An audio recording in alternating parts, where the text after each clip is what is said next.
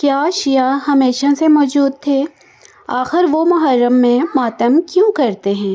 یزید کون تھا؟ امام حسن رضی اللہ تعالیٰ عنہ نے اپنی جان کیوں قربان کی؟ 9ویں، 10ویں، 11ویں، 12ویں اور 13ویں محرم کو ایسا کیا ہوا جس نے تاریخ کا رخ بدل دیا؟ اور کیا کربلا صرف ایک جنگ تھی یا حق یا باطل کے درمیان ہمیشہ کے لیے قائم ہونے والا ایک معیار؟ آج ہم جذبات سے نہیں بلکہ تاریخی روایات کے ساتھ اس پورے سفر کا آغاز کریں گے۔ 11 ہجری میں رسول اللہ صلی اللہ علیہ وسلم کے وصال نے پوری امت کو غم میں ڈبو دیا۔ صحابہ کرام رضی اللہ تعالیٰ عنہ انتہائی گھٹن میں تھے۔ حضرت عمر ابتدا میں اس خبر پر یقین نہیں کر پا رہے تھے، یہاں تک کہ حضرت ابو بکر صدیق تشریف لائے۔ آپ صلی اللہ علیہ وسلم کی چہرہ مبارک کو بوسہ دیا اور فرمایا، جو محمد صلی اللہ علیہ وسلم کی عبادت کرتا تھا وہ جان لے کہ محمد صلی اللہ علیہ وسلم وفات پا چکے ہیں، اور جو اللہ کی عبادت کرتا ہے وہ ہمیشہ زندہ ہے۔ پھر انہوں نے قرآن کی یہ آیت تلاوت کی، محمد تو صرف ایک رسول ہیں، ان سے پہلے بھی بہت سے رسول گزر چکے ہیں۔ یہ آیت سن کر صحابہ کرام پر حقیقت پوری طرح واضح ہوگی۔ رسول اللہ صلی اللہ علیہ وسلم کے وصال کے فوراً بعد ایک اہم سوال سامنے آیا، امت کی قیادت کون کرے گا؟ انصار کے کچھ افراد سکہ بنی ساعدہ میں جمع ہو گئے۔ بعد میں حضرت ابو بکر صدیق رضی اللہ تعالیٰ عنہ، حضرت عمر اور حضرت ابو عبیدہ بھی وہاں پہنچے۔ گفتگو کے بعد حضرت ابو بکر صدیق کے ہاتھ پر بیعت کی گئی۔ یہ واقعہ اسلامی تاریخ کے اہم ترین واقعات میں شمار ہوتا ہے۔ اہل سنت اور شیعہ مکتب فکر اس واقعے کی تعبیر میں اختلافات رکھتے ہیں۔ اہل سنت کے نزدیک یہ امت کی مشاورت سے ہونے والا فیصلہ تھا۔ شیعہ مکتب فکر کے نزدیک حضرت علی کو خلافت کا زیادہ حق حاصل تھا۔ یہ اختلافات بعد کی اسلامی تاریخ میں ایک اہم فکری بنیاد بن گیا۔ حضرت ابو بکر صدیق رضی اللہ تعالیٰ عنہ کی خلافت تقریباً 2 سال رہی۔ اس دوران فتنہ، جھوٹے مدنیات نبوت کا مقابلہ کیا گیا، قرآن کریم کو ایک جگہ جمع کرنے کا اہم کام شروع ہوا۔ حضرت عمر کی خلافت میں اسلامی ریاست غیر معمولی طور پر وسیع ہوئی۔ عراق فتح ہوا، شام فتح ہوا، مصر فتح ہوا، بیت المقدس مسلمانوں کے زیر انتظام آیا۔ انہوں نے عدل، انتظام اور بیت المال کے نظام کو مضبوط کیا۔ حضرت عثمان کے آخری دور میں بعض علاقوں میں سیاسی بے چینی پیدا ہوئی۔ باغیوں نے مدینہ کا محاصرہ کیا اور بالآخر حضرت عثمان کو ان کے گھر میں شہید کر دیا گیا۔ یہ واقعہ اسلامی تاریخ کا ایک انتہائی ہولناک موڑ تھا، کیونکہ اس کے بعد امت میں داخلی اختلافات شدت اختیار کر گئے تھے۔ حضرت عثمان کی شہادت کے بعد حضرت علی خلیفہ منتخب ہوئے، لیکن ان کا دور کا آغاز ہی شدید سیاسی بحران سے ہوا۔ قصاص عثمان اور مختلف گروہوں کے اختلافات اور بعض گورنروں کے مسائل نے حالات کو پیچیدہ بنا دیا۔ یہی وہ دور ہے جس کے بعد جنگ جمل، جنگ صفین اور بعد کے بڑے تاریخی واقعات بھی پیش آئے، جنہوں نے اسلامی تاریخ کا رخ ہمیشہ کے لیے بدل دیا۔ حضرت عثمان رضی اللہ تعالیٰ عنہ کی شہادت کے بعد اسلامی ریاست کے دروازے پر ایک ایسا فتنہ دستک دے چکا تھا جس کی گونج آج بھی سنائی دیتی ہے۔ مسلمان ایک دوسرے کے سامنے آ چکے تھے، انصاف کا مطالبہ ہو رہا تھا، سیاست اور حالات ایک دوسرے میں الجھ چکے تھے، اور تاریخ ایک ایسے موڑ پر کھڑی تھی جہاں ہر فیصلہ آنے والی نسلوں کی تقدیر بدلنے والا تھا۔ آخر جنگ جمل کیوں ہوئی؟ جنگ صفین کی حقیقت کیا تھی؟ خراج کون تھا؟ حضرت علی رضی اللہ تعالیٰ عنہ کیسے شہید ہوئے اور یزید کی خلافت تک حالات کیسے پہنچے؟ حضرت عثمان رضی اللہ تعالیٰ عنہ کی شہادت کے بعد سب سے بڑا سوال ان کے قاتلوں کے قصاص کا تھا۔ حضرت علی رضی اللہ تعالیٰ عنہ خلیفہ منتخب ہوئے، لیکن حالات انتہائی پیچیدہ تھے۔ مدینہ میں باغیوں کی موجودگی، مختلف قبائل کے دباؤ اور سیاسی انتشار کی وجہ سے فوری کارروائی آسان نہیں تھی۔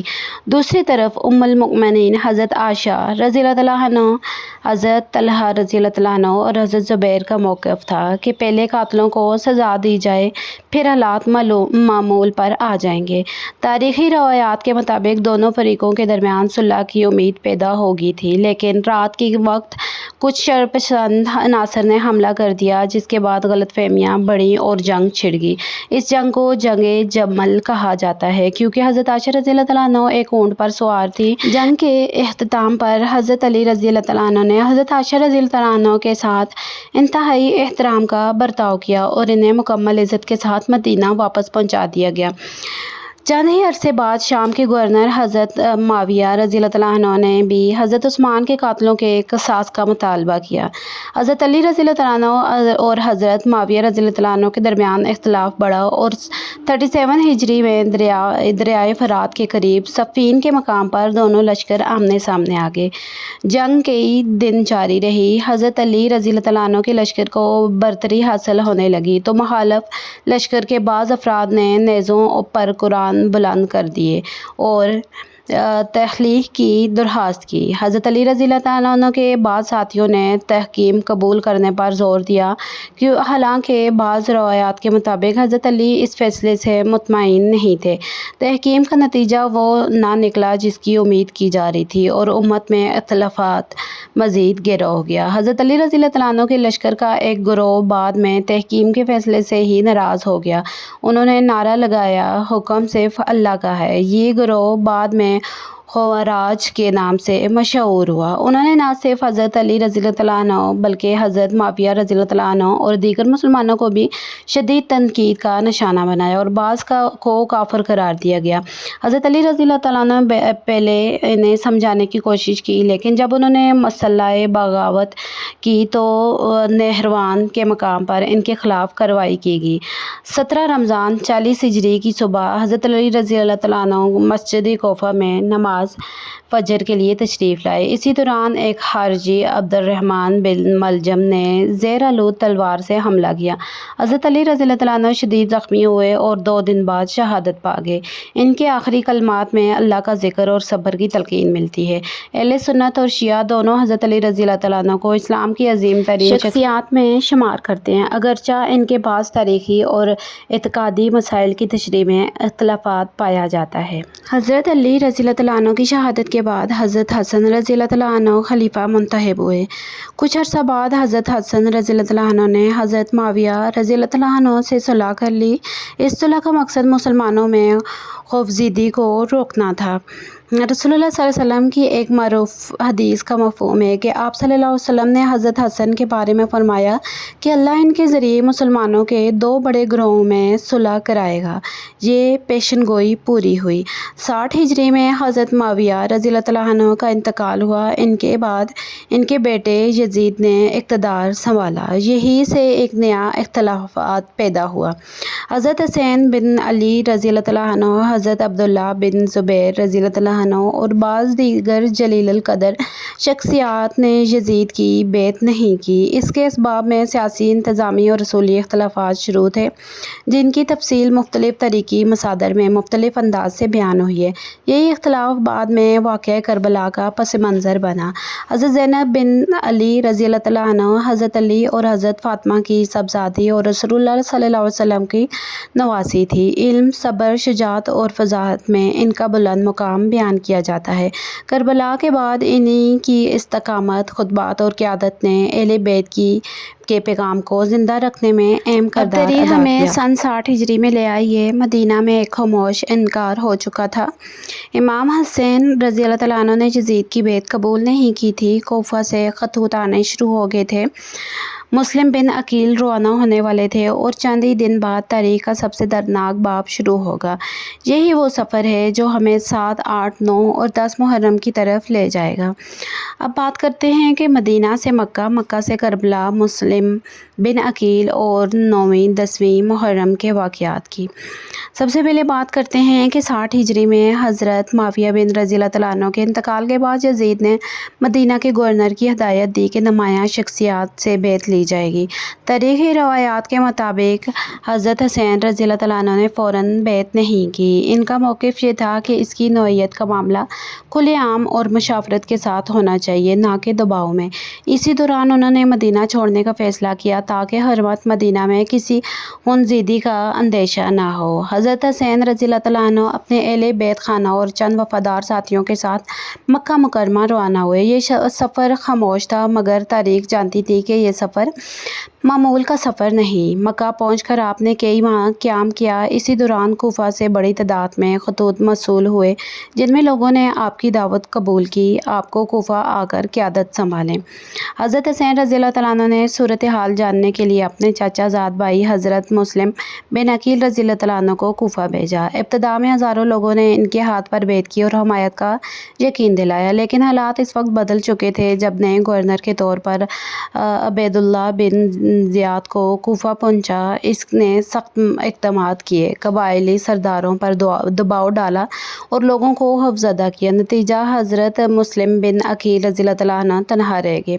اس کے بعد بات کرتے ہیں حضرت مسلم بن عقیل رضی اللہ تعالیٰ عنہ کو گرفتار کر دیا گیا۔ ان کی شہادت نے واضح کر دیا کہ کوفہ کی سیاسی صورتحال بدل چکی ہے۔ یہ خبر حضرت حسین رضی اللہ تعالیٰ عنہ تک راستے میں پہنچی، مگر اس وقت آپ صلی اللہ علیہ وسلم کا قافلہ کافی آگے بڑھ چکا تھا۔ راستے میں یزیدی لشکر کے ایک دستے کی قیادت حرب بن یزید کر رہے تھے۔ انہوں نے حضرت حسین رضی اللہ تعالیٰ عنہ کے قافلے کو روک لیا، لیکن ابتدا میں جنگ نہیں کی۔ 2 محرم 61 ہجری کو قافلہ کربلا پہنچا۔ جب حضرت حسین رضی اللہ تعالیٰ عنہ نے اس زمین کا نام پوچھا تو بتایا گیا یہ کربلا ہے، تو آپ نے فرمایا کہ یہ وہی جگہ ہے جہاں آزمائش آئے گی۔ یہاں خیمے نصب کیے گئے۔ تاریخ روایات کے مطابق 7 محرم کو فرات سے پانی کی رسائی روک دی گئی۔ خیموں میں موجود بچوں، خواتین اور مردوں پر پیاس کی سخت آزمائش شروع ہوئی۔ یہ واقعہ کربلا کی سب سے زیادہ یاد کی جانے والی آزمائشوں میں شمار ہوتا ہے۔ پیاس کی شدت بڑھتی گئی۔ حضرت عباس رضی اللہ تعالیٰ عنہ اور دیگر ساتھی پانی لانے کی کوشش کرتے رہے۔ خیموں میں موجود بچے پانی مانگتے تھے اور اہل بیت صبر اور استقامت کا مظاہرہ کرتے رہے۔ 9 محرم کو یزیدی لشکر کی تعداد مزید بڑھ گئی۔ عمر بن سعد کی قیادت میں جنگ کی تیاری مکمل ہونے لگی۔ حضرت حسین رضی اللہ تعالیٰ عنہ نے ایک رات کی مہلت طلب کی تاکہ وہ اپنے ساتھیوں کے ساتھ عبادت، دعا اور قرآن کی تلاوت کر سکیں۔ روایات کے مطابق اس رات آپ نے اپنے ساتھیوں سے فرمایا کہ اگر کوئی جانا چاہے تو چلا جائے، کیونکہ دشمن صرف مجھے چاہتا ہے۔ لیکن آپ کے ساتھیوں نے وفاداری کا اعلان کرتے ہوئے کہا کہ ہم آپ کو تنہا ہرگز نہیں چھوڑیں گے۔ یہ رات عبادت، دعا، استغفار اور اللہ سے مناجات میں گزاری۔ اس کے بعد بات کرتے ہیں کہ 10 محرم یوم عاشوراء صبح سے دوپہر تک کی بات کریں گے۔ فرات چند قدموں کے فاصلے پر تھا، مگر خیموں میں موجود بچے 3 دن کی پیاس سے نہ ڈالتے۔ ایک طرف ہزاروں کا لشکر تھا اور دوسری طرف رسول اللہ صلی اللہ علیہ وسلم کے نواسے حضرت حسین بن علی رضی اللہ تعالیٰ عنہ اپنے اہل بیت اور محدود تعداد میں ساتھیوں کے ساتھ کھڑے تھے۔ یہ صرف جنگ کا آغاز نہیں تھا، بلکہ تاریخ کے ایک ایسے باب کا آغاز تھا جسے آج بھی مسلمان درد، احترام اور غور و فکر کے ساتھ یاد کرتے ہیں۔ صبح عاشوراء حضرت حسین رضی اللہ تعالیٰ عنہ نے نماز فجر ادا کی۔ اس کے بعد آپ نے اپنے ساتھیوں کو صبر، استقامت اور اللہ پر بھروسے کی تلقین دی۔ روایات کے مطابق آپ نے فرمایا کہ آزمائش کا وقت قریب ہے، لیکن اہل ایمان کے لیے اللہ کی رضا سب سے بڑی کامیابی ہے۔ پھر آپ نے صفیں درست کروائی اور خیموں کے گرد حفاظتی انتظامات کروائے۔ جنگ شروع ہونے سے پہلے حضرت حسین رضی اللہ تعالیٰ عنہ دشمن کے لشکر کے سامنے تشریف لے گئے۔ آپ نے انہیں یاد دلایا کہ میں رسول اللہ صلی اللہ علیہ وسلم کا نواسا ہوں، اگر میری بات پر یقین نہیں تو مدینہ جا کر صحابہ سے پوچھ لو۔ آپ نے انہیں اللہ سے ڈرنے، خوفزدہ ہونے سے بچنے اور حق کو پہچاننے کی دعوت دی۔ تاریخی روایات کے مطابق آپ نے بار بار کوشش کی کہ جنگ ٹل جائے، مگر مذاکرات کامیاب نہ ہو سکے۔ اسی دوران ایک اہم واقعہ پیش آیا۔ حرب بن یزید، جنہوں نے راستے میں حضرت حسین رضی اللہ تعالیٰ عنہ کا قافلہ روکا تھا، شدید اضطرابات میں تھے۔ انہوں نے محسوس کیا کہ معاملہ اب جنگ اور خونریزی تک پہنچ چکا ہے۔ روایات کے مطابق وہ اپنے گھوڑے پر سوار ہوئے حضرت حسین رضی اللہ تعالیٰ عنہ کی خدمت میں حاضر ہوئے، معذرت کی اور کہا کہ انہیں اندازہ نہیں تھا کہ حالات یہاں تک پہنچ جائیں گے۔ حضرت حسین رضی اللہ تعالیٰ عنہ نے انہیں معاف کر دیا۔ بعد میں میدان میں لڑتے ہوئے شہید ہوئے۔ صبح کے بعد جنگ شروع ہوئی۔ اس زمانے کے رواج کے مطابق ابتدا میں انفرادی مقابلے ہوئے، پھر باقاعدہ جنگ شروع ہوئی۔ حضرت حسین رضی اللہ تعالیٰ عنہ کے ساتھی ایک ایک کر کے میدان میں اترتے رہے۔ ہر ساتھی جانتا تھا کہ تعداد کے اعتبار سے مقابلہ ممکن نہیں، لیکن وہ اپنے قاعدہ کے ساتھ چھوڑنے پر آمادہ نہ تھے۔ جب بہت سے ساتھی شہید ہو چکے تو اہل بیت کے نوجوان میدان میں اترے۔ تاریخی روایات کے مطابق حضرت علی اکبر رضی اللہ تعالیٰ عنہ نے اجازت طلب کی۔ وہ رسول اللہ صلی اللہ علیہ وسلم سے مشابہت رکھنے والوں میں شمار کیے جاتے تھے۔ ان کی شہادت حضرت حسین رضی اللہ تعالیٰ عنہ کے لیے انتہائی دردناک لمحہ تھی۔ خیموں میں پیاس شدت اختیار کر چکی تھی، بچوں کی صدائیں بلند ہو رہی تھیں۔ حضرت عباس رضی اللہ تعالیٰ عنہ نے پانی لانے کی اجازت مانگی۔ تاریخی روایات کے مطابق وہ فرات تک پہنچنے میں کامیاب ہوئے، لیکن واپسی کے دوران شدید حملوں کا سامنا کرنا پڑا اور شہید ہو گئے۔ ان کی وفاداری اور شجاعت کو اہل سنت اور شیعوں دونوں روایات میں عزت اور احترام کا ساتھ دیا گیا، اگرچہ بعض جذبات مختلف کتابوں میں مختلف انداز میں بیان ہوئے۔ کربلا کے سب سے زیادہ دردناک واقعہ میں حضرت علی اصغر رضی اللہ تعالیٰ عنہ کا ذکر بھی کیا جاتا ہے۔ مشہور روایات کے مطابق حضرت حسین رضی اللہ تعالیٰ عنہ اپنے کم سن بچے کو لے کر آئے اور اس کے لیے پانی کی درخواست کی۔ بعد کے واقعات کی تفصیلات مختلف تاریخی مصادر میں مختلف انداز سے بیان ہوئی ہے، لیکن یہ بات واضح طور پر حضرت علی بھی اس سانحہ میں شہید ہوئے۔ جنگ کے دوران زور کا وقت ہوا۔ تاریخ روایات کے مطابق حضرت حسین رضی اللہ تعالیٰ عنہ اور آپ کے ساتھیوں نے نماز ادا کی، جبکہ بعض ساتھیوں نے اپنے جسموں کو ڈھال بنا کر نماز کی حفاظت کی۔ یہ منظر اس بات کی علامت سمجھا جاتا ہے کہ سخت ترین حالات میں بھی عبادت کو ترک نہیں کیا جاتا۔ اب سورج نصف آسمان پر تھا، زیادہ تر ساتھی شہید ہو چکے تھے، اہل بیت کے اکثر جوان میدان میں اپنی جانیں قربان کر چکے تھے، اور اب وہ لمحہ قریب آ رہا تھا جس کا ذکر صدیوں سے آنسوؤں کے ساتھ کیا جاتا ہے۔ رسول اللہ صلی اللہ علیہ وسلم کے نواسے حضرت حسین رضی اللہ تعالیٰ عنہ میدان میں اتر چکے تھے۔ اس کے بعد بات کرتے ہیں کہ کربلا کی تپتی ریت پر خون سے سرخ ہو چکی تھی۔ رسول اللہ صلی اللہ علیہ وسلم کے نواسے حضرت حسین رضی اللہ تعالیٰ عنہ کے تمام قریبی ساتھیوں اور اہل بیت کے بیشتر مرد شہید ہو چکے تھے۔ خیموں سے بچوں کی سسکیاں آ رہی تھیں۔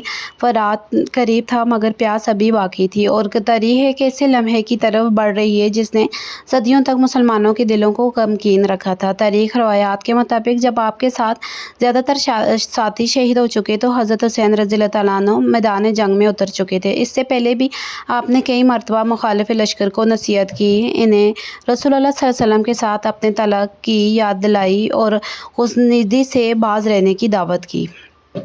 حضرت حسین رضی اللہ تعالیٰ عنہ نے انتہائی شجاعت کے ساتھ مقابلہ کیا۔